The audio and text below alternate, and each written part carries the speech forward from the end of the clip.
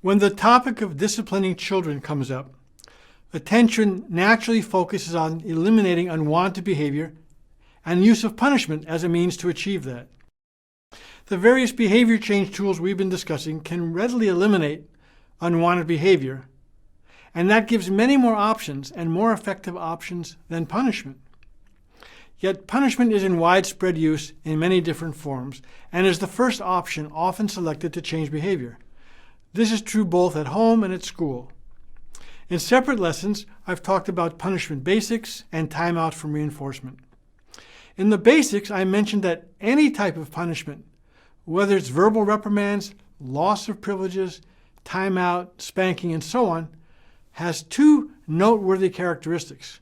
First, they're not very effective ways of changing behavior.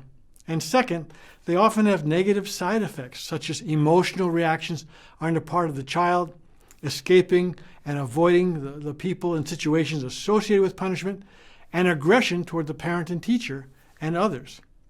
The goal of this lesson is to discuss physical punishment, hitting, spanking, paddling, and the like. These can have additional negative outcomes. By physical or corporal punishment, I am including any physical contact or hitting. Spanking is the most familiar, but also would be hitting, slapping, kicking, punching, any of these physical assaults. Now, I am not talking about child abuse in this video. Abuse is severe physical punishment in which there might be more extreme pain, physical marks, and even open wounds, and often the use of objects such as belts, sticks, and the like is part of the punishment. Obviously, abuse is a very important topic and filled with tragedy. For example, in the United States, 4 to 5 children die every day due to child abuse or neglect. So the topic is obviously important. In this video, I want to talk about the more common practices of spanking and hitting children that are not part of that extreme level. Even without this extreme, there are many effects and negative side effects worth noting. Before I continue, I want to acknowledge that physical punishment is a delicate topic, in part because it's connected to religion, culture, and often strong personal beliefs about what is appropriate to control child behavior. I discuss physical punishment to convey the research findings on what the effects of physical punishment are on children and the effectiveness of punishment as a behavior change technique. The research findings on physical punishment have contributed to worldwide interest in the topic. There are many major organizations in the U.S. and throughout the world that recommend eliminating the use of physical punishment of children, and that includes spanking. For example, going back a few decades, the United Nations has advocated for the elimination of all physical punishment of children by parents and teachers. Many countries have actually adopted the recommendation. As of 2016, approximately 50 countries out of a total of just over 190 countries have completely banned physical punishment. By banned, I mean it is against the law for anyone to hit a child, even under the guise of discipline and even by a parent. There are many legal issues as well in the United States and elsewhere that are raised by spanking. For example, among the legal issues is the concern that it is illegal for one adult to hit another adult, but it's legal for an adult to hit a child, and that seems inconsistent in the law. I mentioned some of these broader points to convey that spanking is a topic of enormous concern, not just as a discipline practice in the home, but a part of national and international social policy and law.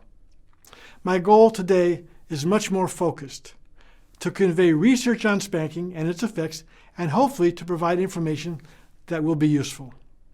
Spanking, whether mild or severe, is not likely to suppress behavior beyond the moment that the child is hit. And we know that spanking also will not teach the desired behaviors that parents want. When spanking is used relatively frequently or is the primary and regular method of disciplining children, we know a lot more about its effects. The level of spanking we're talking about is about once a week, sometimes more. Usually the child is hit with an open hand and usually on the buttocks. There's no physical injury or open wounds. So again, we're not talking about severe physical punishment.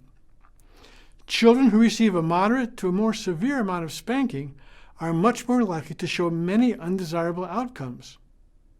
These include increased aggression, disruptive and antisocial behavior at home and at school, poor academic achievement as reflected in lower grades, being held back a grade and not graduating from high school, reduced ability to control impulsive behavior later in life, higher rates of mental problems in childhood and adulthood. For example, in adulthood, the risk increases for depression, anxiety, and alcohol and drug use, and increased risk of poor physical health outcomes as adults, and earlier than expected death due to a compromised immune system.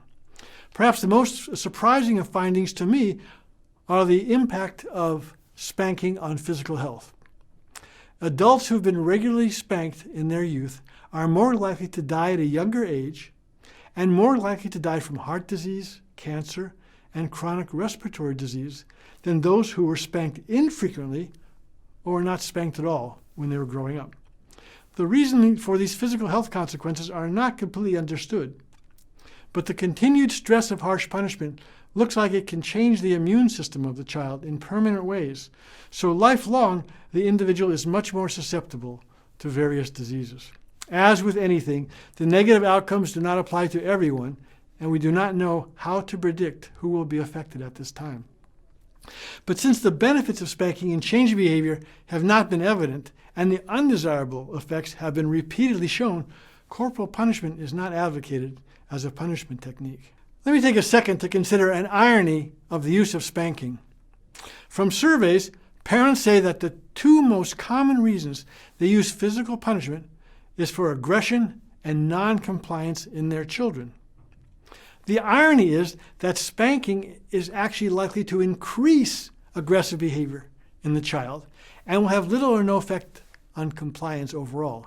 In fact, spanking may even increase oppositional behavior and non-compliance. So a parent may spank or hit a child as a punishment when that child has hit a sibling. This will only make the child more likely to hit you back, to continue to hit the sibling during playtime, and even more likely to hit others at school. And the use of physical punishment is also likely to lead to more non-compliance. The child will try to escape from the parent and oppose what the parent is trying to accomplish. In another video, I noted that force, including physical force, leads humans to react in opposite ways from what the force is trying to accomplish. In short, physical punishment tends to perpetuate the exact behaviors it is intended to stop. So if corporal punishment really has all these negative outcomes, how come people continue to use it? Well, for one reason, punishment is firmly connected to our beliefs, traditions, and child-rearing practices, and those are often part of religious and cultural beliefs. But there are other reasons as well. Consider a few that look like they have a huge influence on why we continue to use punishment and spanking in particular. First, the child's behavior usually stops immediately when he or she is hit, and that locks in the parent's behavior. This connection of stopping the behavior as soon as the punishment is given is referred to as negative reinforcement of the parent's behavior. The connection is learned and is very strong. The ineffectiveness of punishment is delayed, and those delayed consequences do not have much impact on firmly learned connections.